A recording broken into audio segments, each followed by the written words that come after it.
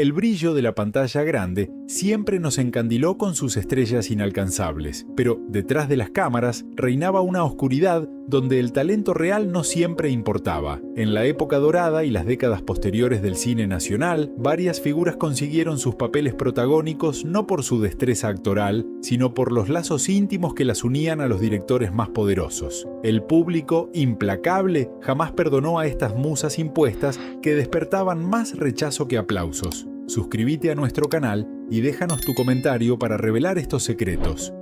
Mercedes Carreras. Durante las décadas de los 60 y 70, su rostro inundaba absolutamente todas las marquesinas de la concurrida calle Corrientes y dominaba las pantallas de los cines de barrio en el territorio nacional. La maquinaria publicitaria la presentaba como la gran dama de la comedia y el drama, una estrella versátil capaz de arrancar carcajadas y lágrimas con igual facilidad.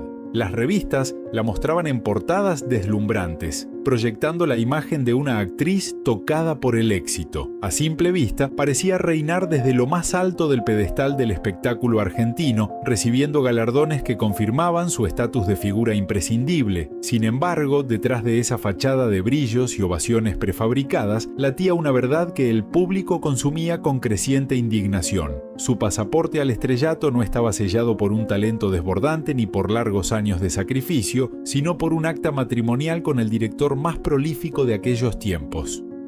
Las grandes oportunidades de su carrera no las ganaba en audiciones extenuantes, sino que se decidían en la intimidad de su hogar. Entre tazas de café se cocinaban guiones escritos a medida para disimular sus notorias limitaciones actorales. La audiencia, que al principio la toleraba como una presencia simpática, comenzó a percibir la extrema rigidez de sus expresiones y la alarmante falta de naturalidad en absolutamente todos sus parlamentos frente a las cámaras de filmación. El verdadero drama, mucho más intenso que cualquier película, se vivía todos los días en los agobiantes estudios, donde el ambiente se cortaba con un cuchillo filoso. Actores de reparto con trayectorias impecables debían morderse los labios y agachar la cabeza mientras ella repetía la misma toma una infinidad de veces. Resultaba completamente incapaz de memorizar sus líneas de diálogo o de encontrar el tono emocional adecuado que requería la escena, exasperando a sus propios colegas.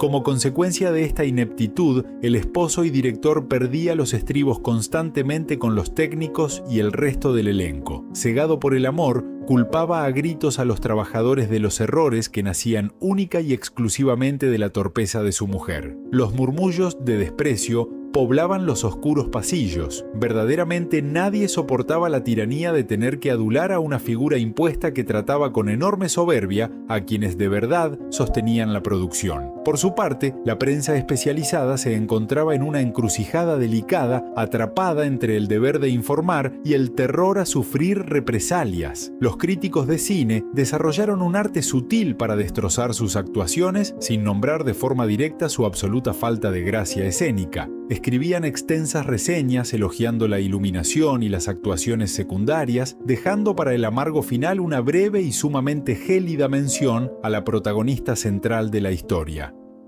Contrario a los críticos diplomáticos, el pueblo llano no disimulaba su profundo hastío. En las salas oscuras, los espectadores resoplaban de fastidio y emitían quejas sonoras cada vez que su nombre manchaba los inmensos créditos iniciales. El desenlace de su trayectoria llegó en forma de aislamiento y profunda melancolía al comprender que el cariño genuino jamás le perteneció. Sin el amparo incondicional de su marido, enfrentó la frialdad de un medio que dejó de contratarla. Para culminar su amargo declive, intentó esporádicos y desesperados regresos a las tablas porteñas. Las butacas vacías y el brutal desinterés general le confirmaron lo que siempre temió en la soledad de su alcoba. Partió de la escena pública con la triste certeza de ser recordada como el ejemplo más claro del nepotismo caprichoso que indignó al espectador argentino, dejando un legado vacío de talento y lleno de oportunidades injustamente arrebatadas. Zuli Moreno. Durante la década del 50, su rostro de porcelana monopolizaba la inmensa mayoría de las superproducciones que dominaban la cartelera nacional. Las revistas la bautizaron rápidamente como la diva indiscutida de los teléfonos blancos, exhibiendo su figura envuelta en abrigos costosos y joyas deslumbrantes. Parecía una deidad inalcanzable, una presencia majestuosa que destilaba un glamour inusual para la época y conquistaba las portadas semana tras semana de manera ininterrumpida. Semejante idolatría prefabricada escondía una trama de favores que nada tenía que ver con el arte dramático. Su ascenso meteórico no fue fruto de un talento innato en los escenarios, sino consecuencia directa de su unión con el director más poderoso de los estudios cinematográficos. Aquel magnate se encaprichó con su belleza estática y decidió convertirla en estrella indiscutida, financiando la totalidad de su carrera artística con presupuestos que resultaban verdaderamente colosales. El público comenzó a notar con el paso del tiempo que la espectacular envoltura carecía de contenido emocional auténtico. Mientras las escenografías eran cada vez más fastuosas, su rostro mantenía siempre la misma expresión gélida, incapaz de transmitir dolor, alegría o simple empatía. La audiencia no tardó en murmurar que estaban pagando sus entradas para contemplar a un maniquí bellísimo pero inanimado, impuesto a la fuerza por la enorme maquinaria de un esposo ciego de pura devoción. Las jornadas de grabación en los inmensos galpones se transformaban en un verdadero calvario para los actores de raza que la acompañaban. El director exigía iluminarla desde ángulos imposibles durante horas, paralizando la filmación para que ninguna sombra arruinara las facciones de su mujer. Los intérpretes secundarios, poseedores de un talento inmensamente superior, debían aguardar parados en el decorado mientras ella intentaba decir sus frases sin sonar como una máquina sin alma. Resultaba moneda corriente que las escenas debieran interrumpirse incontables veces por su nula capacidad para recordar marcas espaciales o caminar con soltura. Su marido perdía los estribos a diario, no con ella, sino con los utileros y los sonidistas, culpándolos a gritos de boicotear la actuación de la protagonista. Soportar aquel trato tiránico generó un resentimiento profundo entre los humildes trabajadores de la filmación, quienes la detestaban profundamente en absoluto silencio. Los redactores de espectáculos, temerosos del gigante poder económico del realizador, escribían críticas plagadas de eufemismos para conservar sus empleos. Destacaban el fastuoso vestuario y la brillante fotografía de la obra, pero evitaban por todos los medios analizar la pobre interpretación central. Sin embargo, los rumores de los pasillos dejaban entrever que el imperio entero se sostenía en pie únicamente para cumplir todos y cada uno de los caprichos estéticos de la primera dama. Finalmente los vientos de la política cambiaron abruptamente a mediados de siglo y el reinado cinematográfico de su marido cayó como un simple castillo de naipes. Sin la chequera inagotable y la influencia desmedida que la resguardaba, la industria artística le dio la espalda de forma rápida y cruel. Nadie quiso volver a contratarla, confirmando que su falso brillo dependía del hombre que le armaba el escenario, dejándola sumida en un ostracismo completamente doloroso y definitivo. Aquel exilio forzado marcó el fin de una carrera erigida sobre nepotismo descarado. La actriz debió abandonar el país, alejándose de las calles porteñas que antes lucían su sonrisa ensayada. La memoria popular, severa con quienes carecen de méritos reales, la relegó a un rincón de la historia, recordándola como la bella figura inerte que el público jamás quiso aplaudir desde el alma.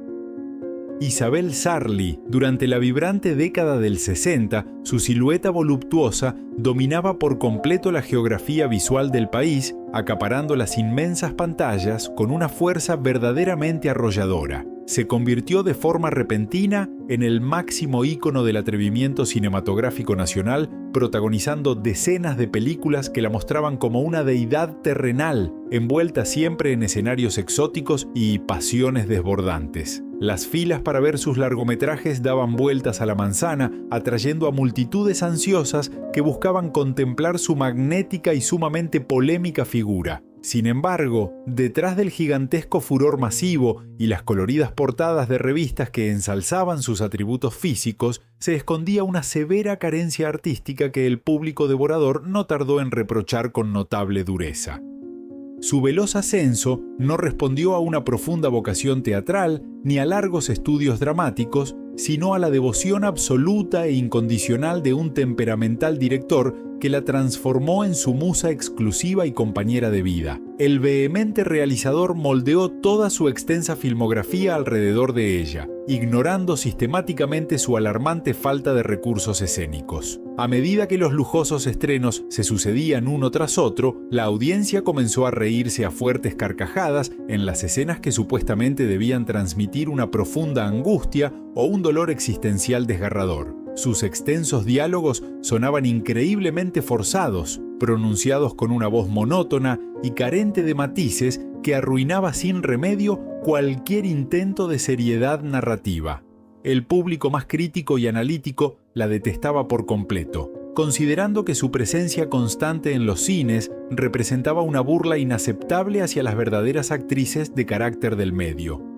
La asfixiante tensión en los oscuros estudios de filmación y en las calurosas locaciones alcanzaba niveles de toxicidad que resultaban insoportables para la totalidad de los esforzados equipos técnicos involucrados. Los intérpretes de reparto, formados durante años en prestigiosos conservatorios porteños, debían morderse la lengua y disimular su enorme malestar mientras ella fallaba repetidamente en sus marcas de cámara y olvidaba sus líneas. El director y amante estallaba en ataques de furia brutales, defendiéndola a los gritos y humillando a los iluminadores cuando el encuadre no la favorecía. Los rigurosos cronistas de espectáculos y los analistas de la época la fustigaban sin piedad alguna en las leídas columnas matutinas, destrozando sus precarios intentos de monólogos dramáticos con palabras sumamente crueles y despiadadas. Para sortear la estricta moral conservadora de aquellos tiempos, los textos periodísticos hablaban de una grotesca exhibición de falta de talento, atacando la infinita necedad del cineasta por imponer a una protagonista inexpresiva. Soportar estas constantes burlas públicas se convirtió en una carga emocional gigantesca que la fue aislando lentamente del entorno. Con el paso implacable de los largos años y el evidente desgaste de su fórmula repetitiva, el imperio cinematográfico que habían construido juntos comenzó a desmoronarse irremediablemente frente a la fría indiferencia general. Tras la triste partida física de su protector y pareja indiscutida en la ficción y en la cruda realidad, la industria audiovisual la abandonó por completo, negándole cualquier papel que no estuviera anclado en su desgastado atractivo visual. Se recluyó voluntariamente en su inmensa casona, rodeada de recuerdos polvorientos e invadida por un pánico atroz a las revistas.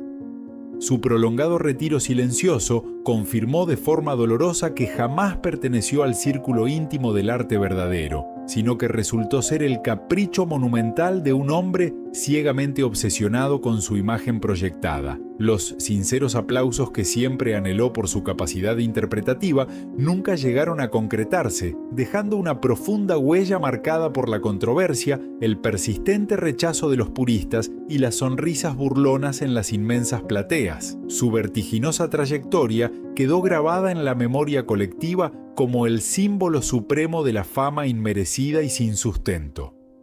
Stella Maris Lanzani. Durante la ruidosa década de los 80 y gran parte de los 90, su rostro se volvió una presencia absolutamente inevitable en la pantalla nacional. Las ficciones más consumidas de la época y las comedias de enredos la tenían siempre como protagonista principal. Las revistas del espectáculo la mostraban como una mujer de un carácter sumamente fuerte, dueña de un magnetismo singular que supuestamente lograba cautivar al espectador promedio desde el primer minuto. A simple vista, disfrutaba de un lugar de privilegio absoluto en la competitiva industria del entretenimiento. Sin embargo, detrás de esa gigantesca muralla de popularidad forzada y portadas resplandecientes, latía un secreto a voces que la audiencia masticaba con indisimulable indignación. Sus extensos contratos no provenían de un talento arrollador para las artes dramáticas, sino que nacían exclusivamente de su lazo conyugal con el guionista y director más influyente de aquel momento. Este poderoso realizador escribía interminables parlamentos a su medida, intentando desesperadamente camuflar las profundas limitaciones expresivas que su esposa evidenciaba cada vez que la luz roja de la cámara se encendía en el set de filmación. El público soberano, que rara vez se deja engañar por las campañas de promoción masiva, comenzó a rechazar su estilo de manera contundente y sumamente ruidosa. Los indignados espectadores detestaban su tendencia a gritar de forma descontrolada en las escenas de extrema tensión y su nula capacidad para transitar las sutiles emociones de la comedia sin caer en la exageración verdaderamente grotesca. Su aguda voz chillona y sus gestos físicos desmedidos generaban un fastidio generalizado en los hogares argentinos. Nadie comprendía cómo una figura con tan escasa gracia escénica acaparaba tantas producciones. La situación en los inmensos estudios de grabación se transformaba habitualmente en un asfixiante escenario dominado por la tensión insoportable. Los prestigiosos y experimentados actores de reparto debían respirar profundo y contener sus inmensas ganas de abandonar el lugar cuando ella arruinaba por enésima vez un plano fundamental por no recordar su simple letra o por ignorar la marca en el suelo.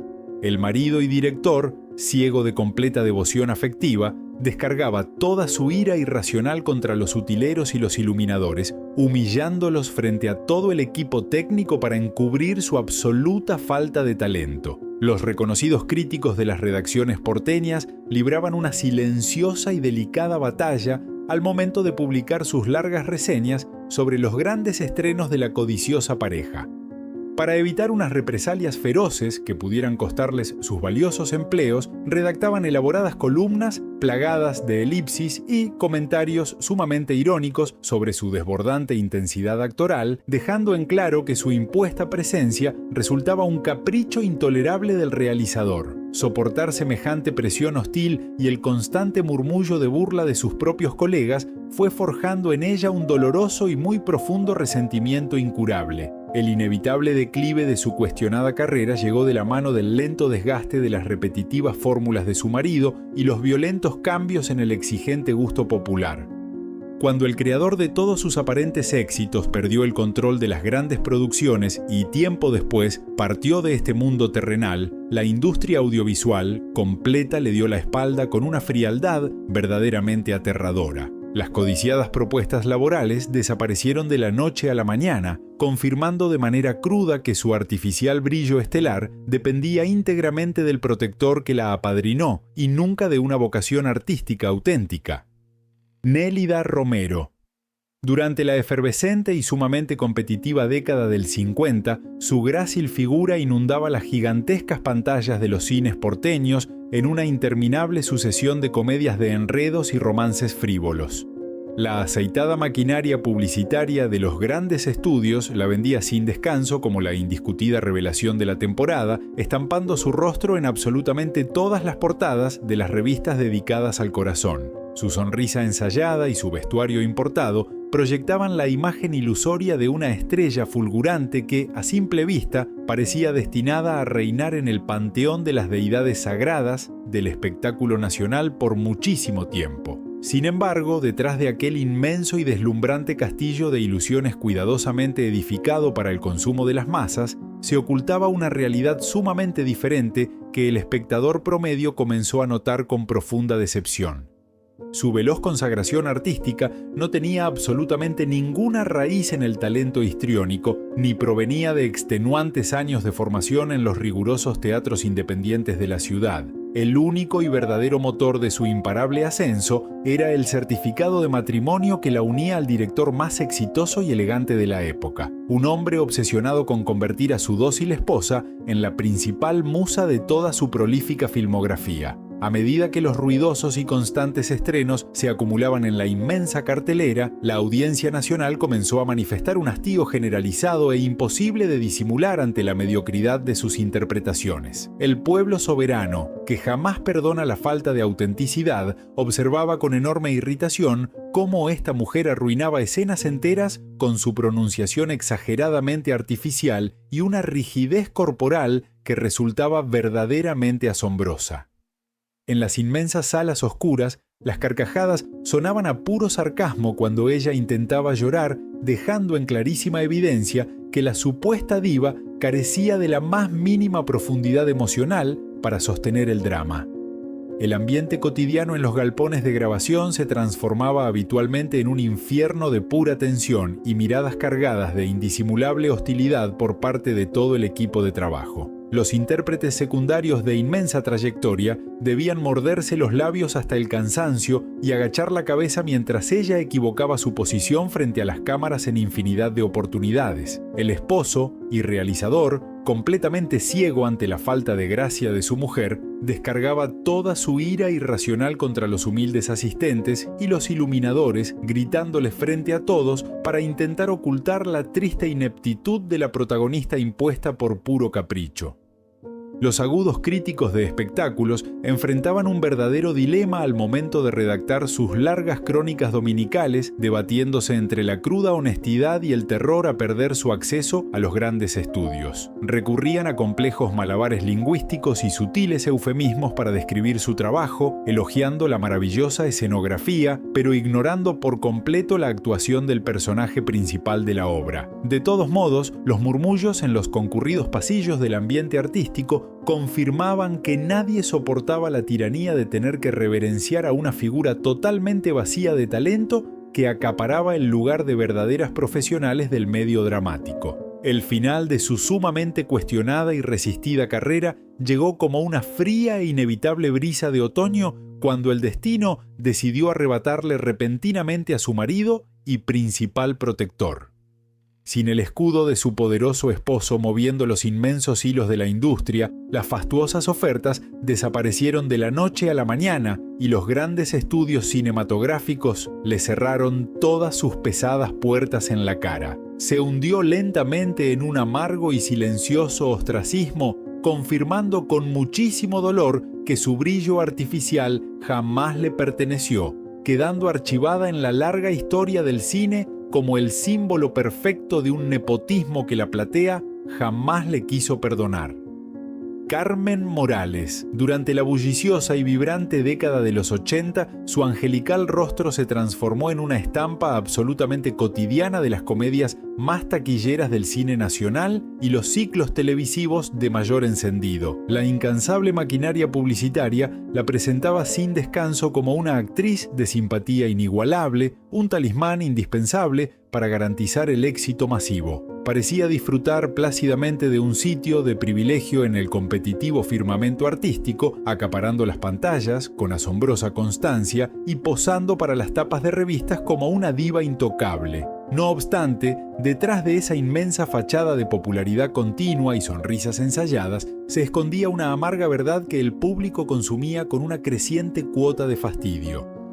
Su extensa y envidiable permanencia en las gigantescas marquesinas no respondía a un talento innato para la actuación o la comedia, sino a su inquebrantable vínculo matrimonial con el director y productor más poderoso de aquel entonces. Este implacable realizador la imponía a la fuerza en todos sus megaproyectos, diseñando personajes sumamente caricaturescos y limitados para intentar disimular su evidente carencia. El tenso clima en los agitados y calurosos estudios de filmación se volvía verdaderamente asfixiante debido a sus reiterados fracasos frente a las encendidas cámaras. Formidables capocómicos y actores de raza debían armarse de paciencia infinita y morderse la lengua cuando ella arruinaba los remates graciosos por su enorme torpeza actoral. El esposo y director, conocido en el ambiente por su temperamento volcánico, jamás admitía las graves falencias de su mujer. Por el contrario, desataba su furia contra los sonidistas y los iluminadores, culpándolos a los gritos y generando enorme rencor. La atenta audiencia nacional, que jamás perdonaba la mediocridad evidente, comenzó a castigar sus repentinas apariciones con quejas sonoras en las inmensas salas cinematográficas. Los espectadores notaban con tremenda indignación que sus extensos parlamentos carecían por completo de naturalidad y que sus movimientos corporales resultaban escandalosamente forzados. Por su parte, los cronistas de las prestigiosas revistas porteñas enfrentaban el enorme peligro de perder sus codiciadas acreditaciones si osaban criticarla. Recurrían a filosos eufemismos, eludiendo cualquier análisis profundo sobre su paupérrima calidad interpretativa y consolidando un silencio cómplice verdaderamente ensordecedor. El inevitable y profundamente doloroso ocaso de su cuestionada carrera artística llegó finalmente cuando el inmenso imperio televisivo de su marido comenzó a mostrar grietas irreparables. Al concretarse la amarga y escandalosa separación sentimental de la mediática pareja, el colosal escudo protector que la mantenía en la cima desapareció en un abrir y cerrar de ojos. La volátil industria del entretenimiento, que siempre la había tolerado por pura obligación, le dio la espalda con crueldad pasmosa. Nunca más recibió un llamado para protagonizar absolutamente ninguna ficción de renombre nacional, confirmando de manera brutal que su fugaz brillo estelar fue apenas un capricho pasajero y no el fruto del mérito. Su posterior e irreversible aislamiento en el más absoluto silencio marcó el triste punto final de una trayectoria erigida sobre los frágiles cimientos del nepotismo descarado. Alejada para siempre de los resplandecientes focos que alguna vez iluminaron su rostro de manera artificial, debió enfrentar el inmenso dolor del olvido temprano y la profunda indiferencia del exigente espectador. Su paso por las pantallas argentinas quedó sepultado para siempre en los rincones más oscuros de la memoria colectiva, siendo recordada únicamente como el símbolo de una imposición que el pueblo jamás aplaudió. Ana María Lynch. Durante la intensa y glamorosa década del 50, su espigada figura acaparó de manera repentina las portadas de las principales revistas del corazón y las inmensas pantallas de los cines porteños. La maquinaria propagandística de los gigantescos estudios intentaba imponerla como la nueva y deslumbrante revelación del drama nacional, exhibiéndola en fastuosos estrenos con vestidos de alta costura y peinados impecables. A simple vista, la joven disfrutaba de un ascenso verdaderamente meteórico en el competitivo firmamento artístico, proyectando la imagen de una diva intocable que supuestamente venía a renovar por completo la escena actoral argentina. Sin embargo, detrás de aquella fachada de luces encandilantes y portadas cuidadosamente retocadas, se escondía una realidad innegable que el público consumidor comenzó a rechazar con una cuota creciente de indisimulable fastidio. Su abultada y constante presencia en las superproducciones de la época no respondía a un talento innato para la interpretación ni a largos años de sacrificio en los oscuros teatros independientes. El pasaporte exclusivo a su fama inmerecida era el sonado y sumamente polémico romance que mantenía con el cantante, actor y director más idolatrado y poderoso de aquel entonces, quien decidió convertirla en su musa obligatoria. A medida que las fastuosas películas se estrenaban en las enormes salas de la calle Corrientes, la fiel audiencia notaba con enorme indignación que la flamante estrella carecía de las herramientas más elementales para la actuación. En las escenas de mayor tensión dramática, su rostro de porcelana se mantenía completamente inexpresivo y sus prolongados diálogos sonaban con una monotonía robótica que arruinaba cualquier intento de emoción genuina. El pueblo soberano, que idolatraba ciegamente al director por su voz y su carisma, jamás le perdonó a esta mujer que manchara las obras cinematográficas con su alarmante e innegable falta de gracia escénica.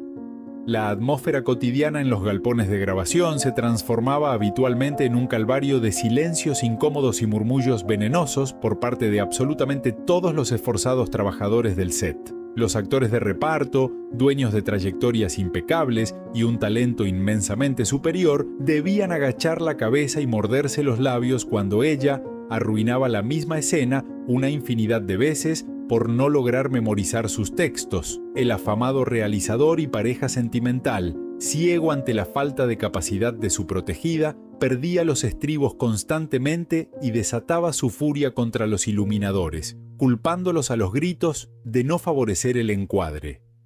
Los críticos de las prestigiosas publicaciones matutinas se encontraban atrapados en un dilema sumamente delicado, ya que defenestrar a la actriz implicaba ganarse la enemistad del hombre más influyente de la industria audiovisual. Para evitar represalias que pudieran costarle sus preciados empleos, los cronistas redactaban elaboradas reseñas donde elogiaban desmesuradamente el vestuario, la banda sonora y la brillante escenografía, ignorando por completo el penoso trabajo de la protagonista principal. No obstante, en las animadas charlas de los cafés porteños, El periodismo destruía sin piedad alguna la cuestionable vocación actoral de esta figura impuesta a la fuerza. El inevitable desgaste de aquella relación sentimental, sumado a los drásticos vaivenes políticos que afectaron severamente la carrera del célebre director, marcaron el principio del fin para su inmerecido reinado en la pantalla grande.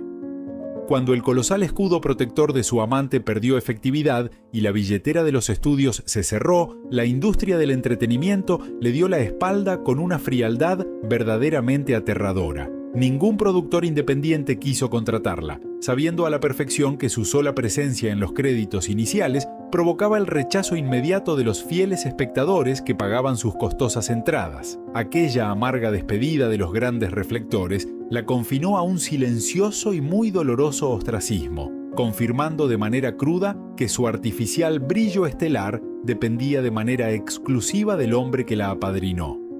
Lejos de los aplausos genuinos que siempre soñó recibir, debió enfrentar el inmenso peso del olvido temprano y la inquebrantable indiferencia del exigente público nacional. Su fugaz paso por la cinematografía argentina quedó irremediablemente sepultado en los rincones de la memoria popular, siendo recordada únicamente como el claro ejemplo de un capricho monumental que la platea detestó desde el mismísimo primer día.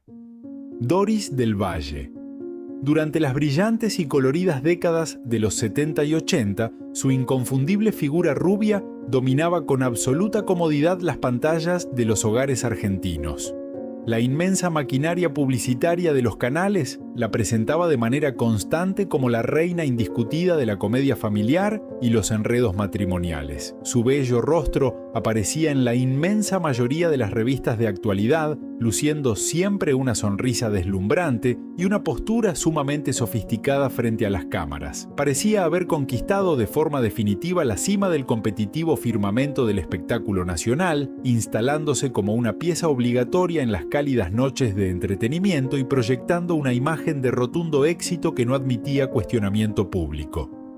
Sin embargo, detrás de aquel enorme telón de popularidad prefabricada y encendidos elogios constantes, se escondía una cruda verdad que los espectadores comenzaban a comentar con indisimulable fastidio. Su permanente estatus de estrella principal no provenía de una vocación actoral genuina ni de un talento arrollador para el siempre difícil género del humor. El único pasaporte a la codiciada fama masiva era el férreo vínculo conyugal que mantenía con el comediante, productor y director más exitoso de la época. Aquel poderoso hombre, dueño de un instinto insuperable para medir el rating, diseñaba absolutamente todos los programas a su alrededor, escribiendo diálogos enteros con el único fin de disimular las evidentes limitaciones interpretativas de su esposa. Con el lento pero inexorable paso de los años, la cada vez más exigente audiencia nacional comenzó a manifestar un hastío generalizado ante la notable mediocridad de sus constantes intervenciones televisivas.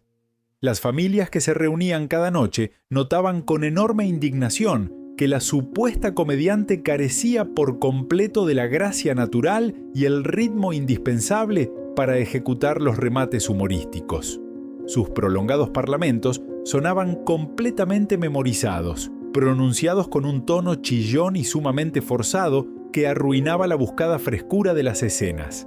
El implacable público soberano, que nunca se deja engañar por las luces brillantes, detestaba que esta figura inexpresiva acaparara el ansiado lugar de otras actrices verdaderamente preparadas. La pesada atmósfera en los inmensos estudios de grabación se transformaba de manera habitual en un asfixiante escenario dominado por la extrema tensión y los murmullos de sus propios compañeros de elenco.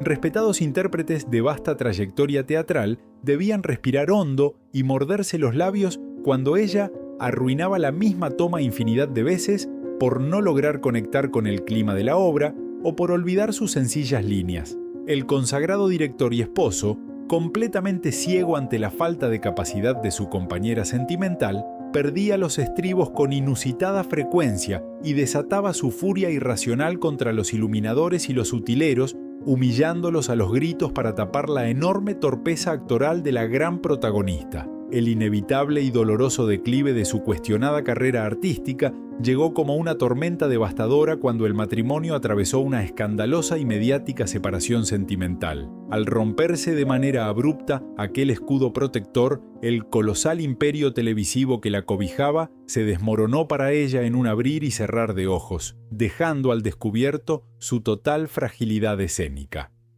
La industria del entretenimiento le dio la espalda con una frialdad verdaderamente aterradora, alineándose de inmediato con el poderoso productor y cerrándole todas las puertas de manera definitiva. Su amargo y silencioso retiro confirmó de forma cruda que su artificial prestigio dependía en exclusiva del hombre que la apadrinó, dejándola sepultada en el más absoluto olvido popular.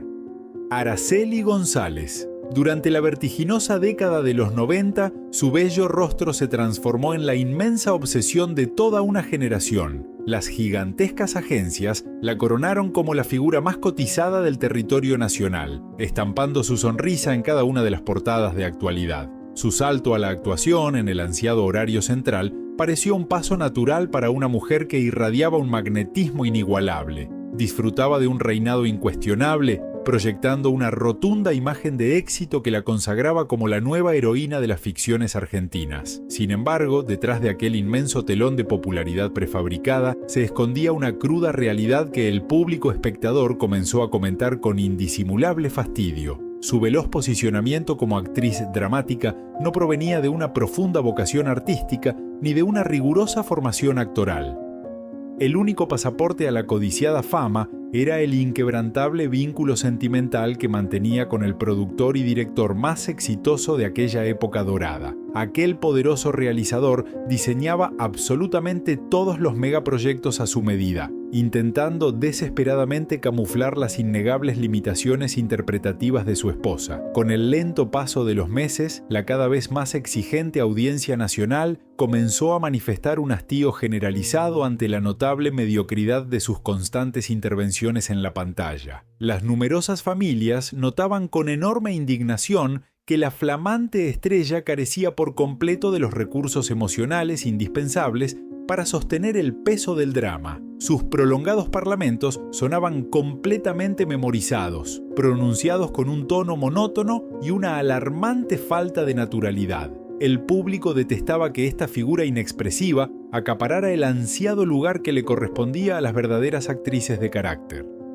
La pesada atmósfera en los inmensos estudios de grabación se transformaba de manera habitual en un asfixiante escenario dominado por la extrema tensión y los murmullos venenosos de sus propios compañeros. Respetados intérpretes de vasta trayectoria debían respirar hondo y morderse los labios cuando ella arruinaba la misma toma infinidad de veces por no lograr conectar con la obra o por olvidar sus sencillas líneas. El consagrado director y esposo, completamente ciego ante la falta de capacidad de su compañera, perdía los estribos con inusitada frecuencia y desataba su furia irracional contra los utileros, humillándolos para tapar la torpeza de la protagonista. Los agudos y temidos críticos de espectáculos se enfrentaban a un dilema verdaderamente espinoso al momento de publicar sus extensas reseñas sobre los ruidosos estrenos. Destrozar la pobre actuación de la primera dama significaba ganarse la enemistad del hombre más poderoso de la industria, arriesgando de esa manera sus preciados empleos. Por lo tanto, los periodistas recurrían a complejos laberintos verbales y sutiles eufemismos en sus columnas, destacando la maravillosa calidad de la imagen y el impecable vestuario, pero eludiendo elegantemente cualquier análisis sobre su paupérrima expresividad facial, avalando un silencio cómplice que ofendía. El inevitable quiebre de su cuestionada etapa de oro llegó como una tormenta devastadora cuando el publicitado matrimonio atravesó una escandalosa y amarga separación sentimental.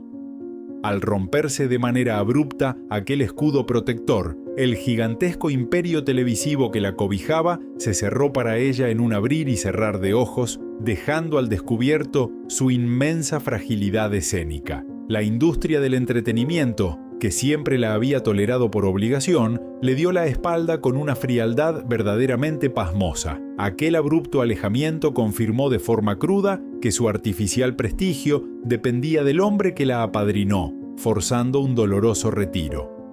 Andrea Pietra.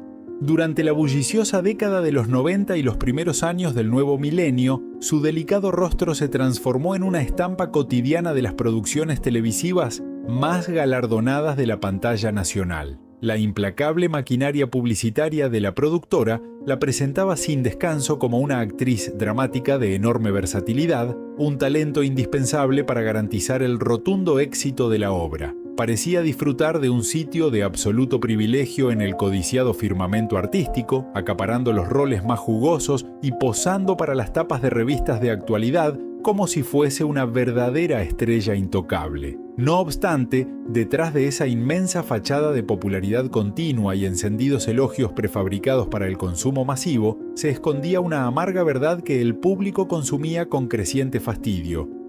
Su extensa y envidiable permanencia en las ficciones del horario central no respondía a un talento innato para la interpretación, sino a su inquebrantable vínculo conyugal con el director más prolífico de aquella influyente cadena. Este poderoso realizador la imponía a la fuerza en todos sus megaproyectos dramáticos, diseñando personajes a su exclusiva medida para intentar disimular su evidente carencia de matices expresivos. La atenta audiencia nacional, que jamás perdona la mediocridad evidente y repetitiva, comenzó a castigar sus constantes apariciones con quejas sonoras en los cálidos hogares argentinos. Los espectadores notaban con tremenda indignación que sus parlamentos carecían por completo de naturalidad y que sus recursos emocionales resultaban escandalosamente limitados para sostener el peso del drama.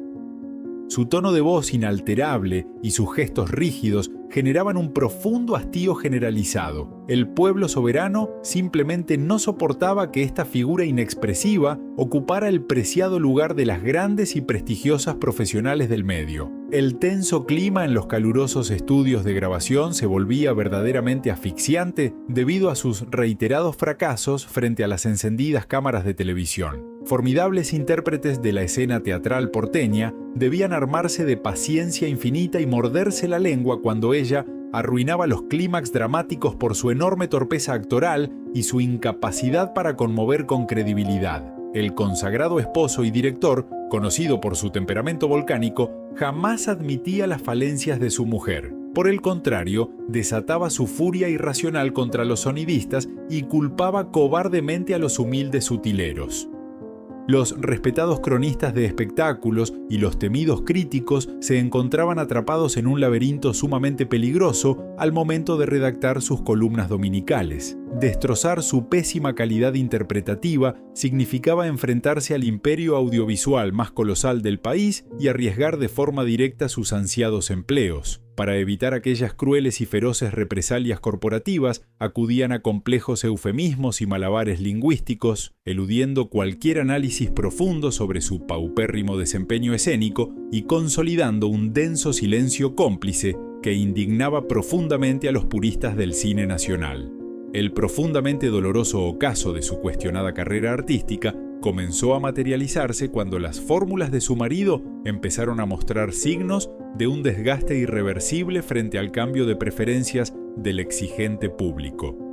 Al reducirse de manera drástica la influencia de su pareja, el inmenso escudo protector que la mantenía inmerecidamente en la cima desapareció en un abrir y cerrar de ojos. La volátil industria del entretenimiento, que siempre la toleró por estricta obligación comercial, le dio la espalda con una frialdad verdaderamente pasmosa, empujándola hacia un triste, amargo y sumamente definitivo aislamiento laboral.